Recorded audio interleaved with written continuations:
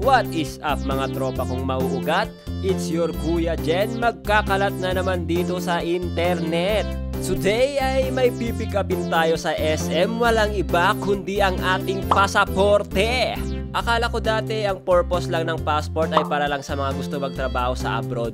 Hindi pala. Ang purpose pala nito para ma-verify yung identity at nationality mo for international travel. Kaya kailangan talaga to mapa-work man sa abroad or mag-travel. But what is my main purpose? Bakit ako kumuha nito? Dagdag valid ID? Magtrabaho sa abroad? No my friend. Isang pangarap ko makapag-travel abroad, makapunta sa Japan kahit isang beses lang sa isang taon. Kayo, pangarap nyo din ba makapunta sa Japan? Comment lang kayo para may kasama naman akong mangarap. Ang pagkuha ko ng passport ay ang pinakaunang step para maabot ang pinapangarap nating travel abroad. The next step is pera. Pera. Kailangan natin ng pera. Anong silbi ng passport kung wala tayong perang pang-travel, di ba? Hindi ako papayag na hanggang pang-valid ID lang ang passport ko. So, andito na kami sa DFA, sinabi ko sa guard na mag-claim po ako ng passport at sinabi niya sa akin mamaya pang 1 to 3 PM. Ay ganun, sabi ko, sabay-sabi, yan o, nakasulat, tinuro niya yung stamp na hindi mabasa yung 1 to 3 PM na schedule. Sabi ko na lang, okay. Dumiretso muna kami sa food court para kumain dahil after lunch pa naman yung pick up. Dalawa yung pinagkakainan ko dito sa food court, itong pad thai. Masarap dito yung fried rice nila. Tapos yung sa may kanan naman, yung makimura. Gustong-gusto ko yung ramen nila doon, masarap. Gusto ko din yung citrus lemon nila dito, palagi kong ino-order kasi parang nakiklense yung lamang loob ko kapag umiinom ako nito. So, tamang kain lang muna, then balik na ulit sa DFA. Grabe, habang kumakain pala kami sa taas, nakapila na pala yung mga taong magli-claim din ng passport. Kaya ayoko talaga lumalakat ng papeles Nakakatamad pumila. Nabanggit ko to sa tamad content ko panoorin nyo na lang. Wala ka namang ginagawa, nakaupo ka lang, pero bakit nakakapagod mag-antay? Buti na lang, medyo excited ako ngayon kasi passport to Alam mo yun, ito ang susi para makapunta ng Wano. Pagkatapos ng 1 oras at kalahating paghihintay, nakuha ko na ang aking passport. Makakatakas na rin sa pagiging isang Pilipino. De, joke lang. Mahal ko ang Pilipinas. Hindi lang tayo mahal ng gobyerno natin. Chinek din namin kung maabutan namin yung isang schedule ng Moana 2. Pero sa kasamaang palad, hindi namin naabutan. Kaya dumiretso na lang kami sa Guido's Restaurante, kung saan tayo magkakape. Located siya sa Longlong, La Trinidad. Medyo malayo sa city proper ng Baguio, pero ito yung mga gusto kong puntahan. Malayo sa city.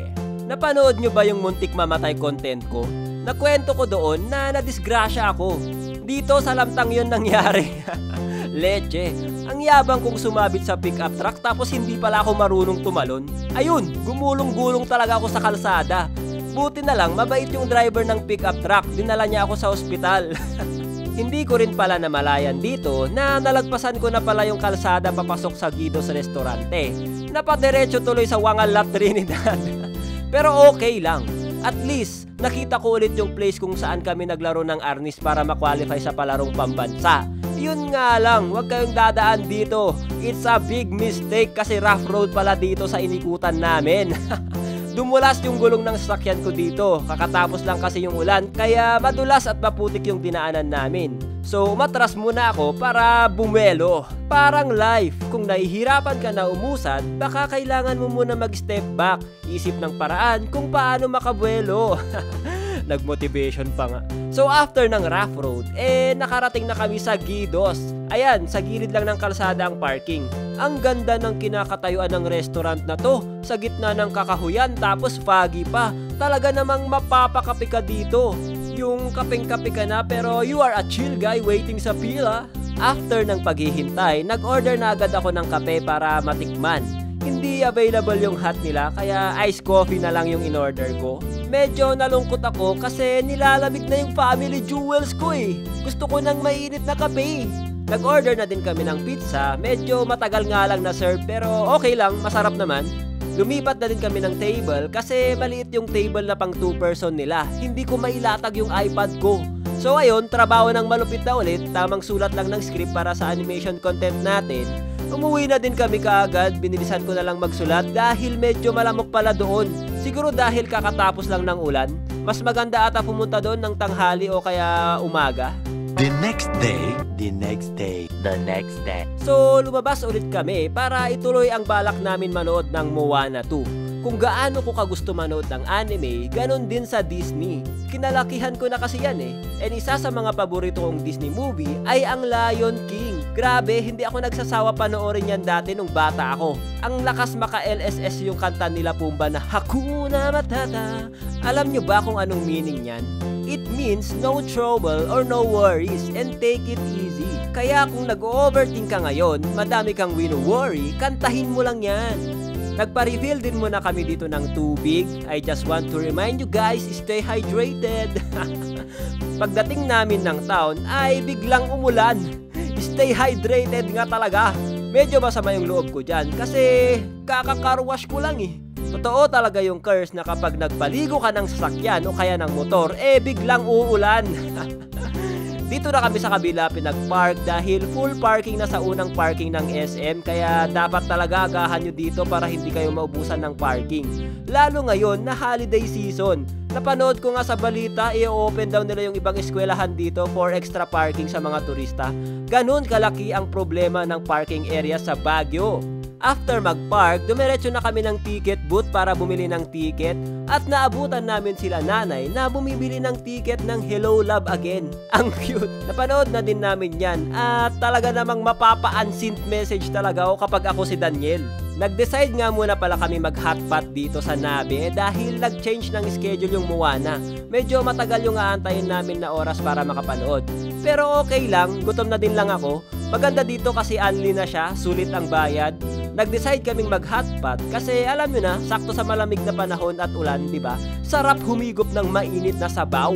Dahil matagal pa nga ang aantayin namin, nag-decide muna din ako magkape dito sa lagi kong pinagkakapehan kapag pumupunta ako ng SM. Itong Highland Brew. Masarap dito yung Mount Ulap nila na kape. Yan yung lagi kong binibili dito. Cute nga ng mga pangalan ng kape nila dito eh. Mga pangalan ng bundok sa Cordillera. Nag-finalize nga din pala ako dito ng script. Baka may bigla akong maisip idagdag, ibahin, or may mga error sa script. So abangan nyo guys. After ng pag-aantay, sa wakas makakanood na rin. Mararamdaman ko na ulit maging bata. De joke lang, tapos na ang childhood ko. Mga bata naman ngayon ang magiging childhood memories nila tong Moana. 2 hours later. Alright, tapos na ang panonood. Grabe, ang ganda ng Moana 2. Solid yung animation at story. Gusto ko tuloy maghanap ng dagat ngayon. Lumabas muna kami dahil parang maganda yung sunset sa labas. Ganyan kulay ng ihi ko kapag hindi ako umiinom ng tubig eh. Kaya stay hydrated mga tolls. The next day, dahil lumabas na naman ang koya nyo, sunod-sunod ang lakad natin sa labas. Kaya matik yan, syempre hanap na naman tayo ng pwede nating pagkapehan. Pupunta tayo ng Amore La Cocina. Located siya sa Outlook Drive. Madadaanan natin ang South Drive kung saan kami pinaparusahan ng coach namin dati.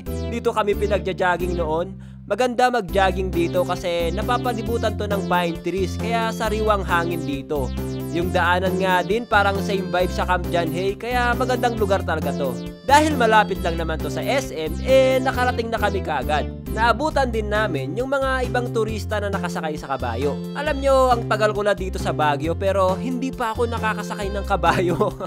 Parang boring kasi may tagahawak. Gusto ko sana kapag sumakay ako niyan kapag marunong na ako para patakbuhin ko ng mabilis yung kabayo. Gusto kong malaman kung ano ang top speed nila. De joke lang, baka tumalsik ako dyan. Pumasok na kami sa loob para maka-order na at meron sila ditong make your own pizza. Ipaparanas nila sa inyo kung paano gumawa ng pizza. Naghugas muna ako ng kamay dito para malinis. Ayoko nga sana para may kasamang libag-libag yung pizza namin. Ang unang tinuro sa akin ni Master Chef kung paano i-toss yung crust ng pizza. Kita nyo yan? Parang maghahagis lang ng sinampay.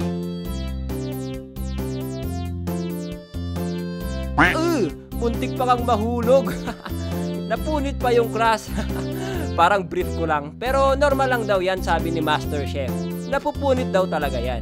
After magsampay ng crust, ay magtoss, maglalagay na ng ingredients. Pagkatapos ilagay yung mga toppings, lulutuin na to. Ang astig ng design ng oven nila. Yung parang traditional brick oven para sa mga pizza. Habang niluluto yung pizza namin, umorder ako ng 24K latte nila. Nakita ko kasi bestseller nila. Akala mo talaga gold yung nasa toppings eh. I feel mayaman mga tols. Pagkahigop, sumisipa yung kape. Parang kaya akong ipaglaban. Sheesh! Ilang minuto lang ay naluto na ang pizza namin. Yay! Nag-add na din kami ng extra topping na strawberry para bagyong-bagyo yung pizza namin. Kainan time na! Masarap yung pizza nila. Mukhang bumagay naman yung strawberry na dinagdag namin sa pizza. Sikat pala talaga tong Amore La Cucina kasi dinadayo pala to ng mga artista. Napansin ko lang bago kami umalis, tong mga plato na may pirma nila Julia Barreto at mga ibang artista. Andito pa nga ang Straw Hat Pirates. Sheesh! Yung cast kaya ito ng One Piece sa Netflix. Sayang naman hindi ko naabutan. So hanggang dito na lang tong vlog na to. Hanggang sa muli, paalam! Huwag nyo kalimutang mag-subscribe ha, para 100k subs na tayo dito. Ariga, thanks!